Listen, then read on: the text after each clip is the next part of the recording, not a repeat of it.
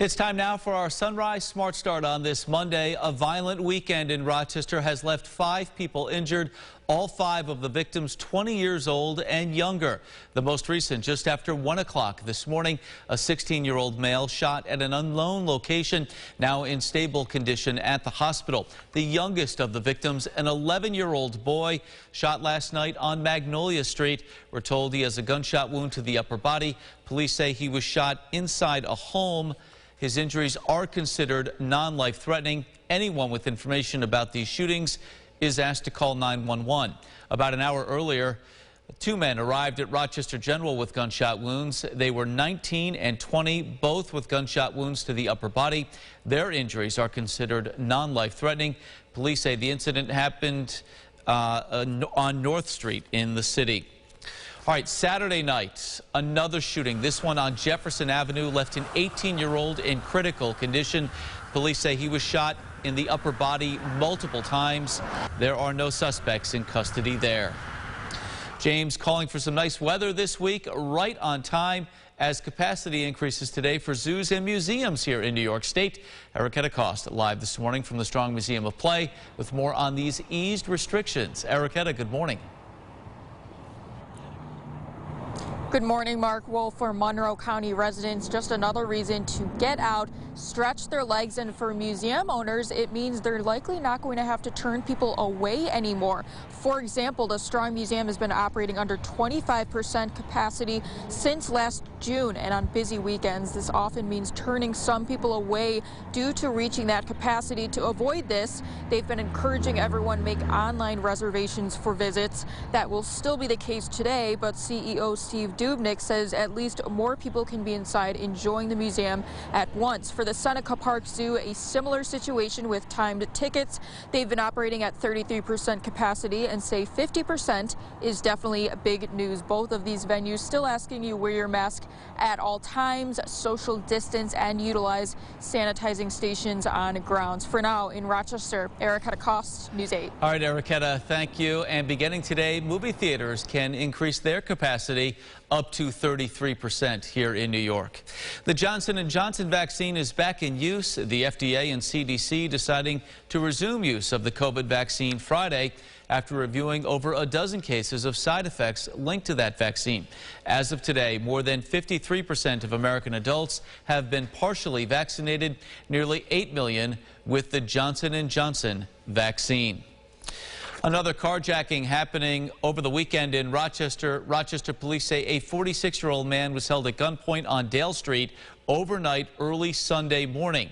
That man's car was later found on Peckman Street. Police say the car was crashed, but no suspects were found. The University of Rochester acknowledging a rise of cases of sexual misconduct, including assault. The U of R says the rise in reports is due to increased training and education on campus, the addition of 3 case investigators, and an employee who is full-time whose job it is to help students understand how to report a sexual assault. More on that today here on News 8. In the meantime, turning our attention to the morning forecast and a little chill in the air even as the sun has come up on this Monday, James. Yeah, for sure, Mark. A bit of a chill, mostly cloudy skies right now, but we see a clearing happening over Lake Ontario, and that trend should continue through the rest of the morning. 30s, I think an extra layer for the morning jog, a good idea. The sun comes out this afternoon, though.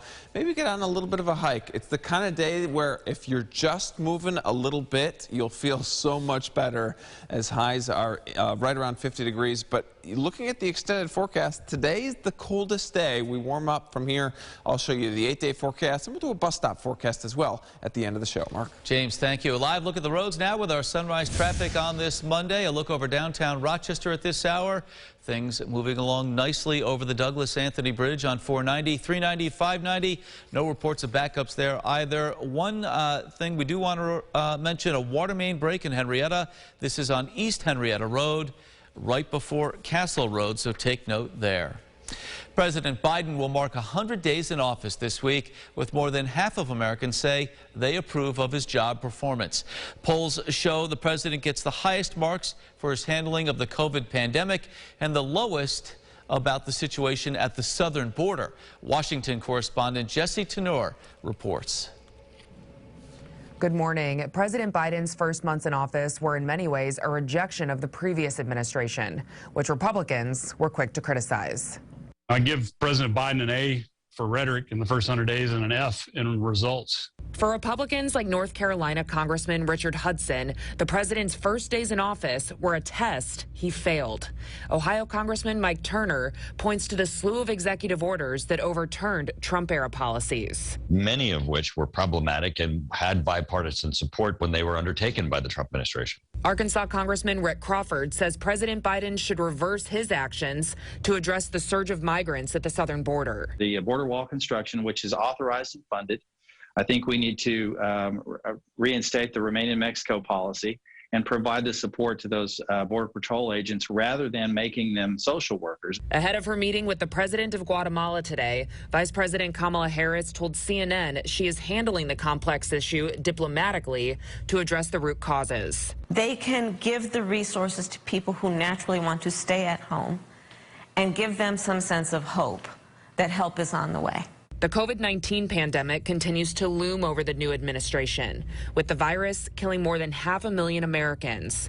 There is bipartisan agreement over the success of vaccinations, but Michigan Congresswoman Lisa McClain says the price tag of the president's first major legislative win, the nearly $2 trillion relief package, is still problematic. We're spending money right now like drunken sailors. And President Biden will address a joint session of Congress Wednesday, where Republicans and Democrats hope to hear more details on his plans to tackle issues like infrastructure and police reform. In Washington, I'm Jessie Tenor. All right, let's turn our attention to news from around the state now. On this Monday morning, a state senator says he will introduce legislation to stop police officers who have been fired or resigned during disciplinary proceedings from being rehired in another jurisdiction. Speaking at a National Action Network event Saturday, State Senator Brian Benjamin outlined the proposal, saying, "We as legislators have a job to do. We need to bring accountability to the police in this country." Another bill being introduced to the state assembly would allow teachers to retire early without facing penalties and still receive all of their benefits. Early retirement penalties would be eliminated for employees 50 and older who have 25 years or more of a service, and for people who are 55 with 10 years of service. To our Family First segment now. While there is no cure for dementia, doctors say early detection is key. They say the pandemic has taken a toll on people's mental health, and it's important to recognize the signs of dementia early. Dr. David Gill from Unity Hospital says isolation can play a huge role in mental health, and when people are not physically active or socializing, it can make their memory worse. He talked about the importance of early detection.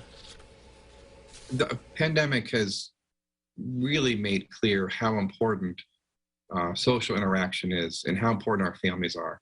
And so I think the most important thing is reestablishing those connections. Even church, religious experiences, we are finding if we can find ways to get them more active, their memories and thinking are actually improving just by being more active. And Dr. Gill says recognizing the signs of dementia early on, it can also help families plan for a better future. Time now for the GRE Morning Business Report. More than 100 Boeing aircraft are being grounded again. The Federal Aviation Administration says 106 Boeing 737 MAX jets have been grounded globally because of an electrical problem. Boeing disclosed the issue earlier this month and recommended a temporary removal from service. The airplane maker is working on a fix. Cigna is offering an incentive to employees who get the COVID-19 shot. The health insurance company says it will give its 65,000 workers $200 in their health spending accounts if they choose to get vaccinated. Plus, they'll get paid time off to go and get that shot. All right, here's what some folks are talking about at the water cooler this morning.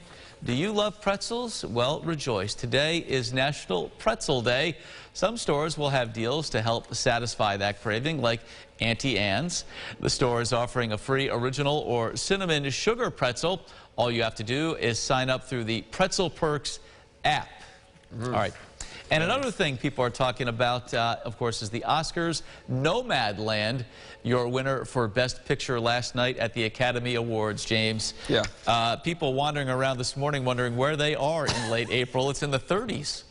Yes, for sure. Hopefully not wandering around too much like that. Maybe wandering toward the bus stop. Temperatures starting off cool in the 30s, but we warm up a little bit. Highs around 50 degrees by this afternoon. Sunglasses worthy. You see the clouds out there right now, but they should dissipate as we get into the afternoon. Let's finish off with the 8-day forecast. You see much warmer air for tomorrow, around 70 degrees. We get in the lower 70s Wednesday with those rain showers, though. That pushes through Wednesday night and into Thursday. I'm looking forward to the rain because I'm trying to get some brown patches in my lawn to grow, and I am a rookie at this. Mark, I don't know if you have any advice. I would say make that the least of your problems, my friend. That's my advice. Good point. Just don't worry about it. I like that plan. That's right. And you know what? Maybe a little sunshine wouldn't hurt anyway. There you go. All right. That's it for us for now here on News 8 at Sunrise. Our next update's coming up in 30 minutes. CBS This Morning is up next. Be safe and have a great day.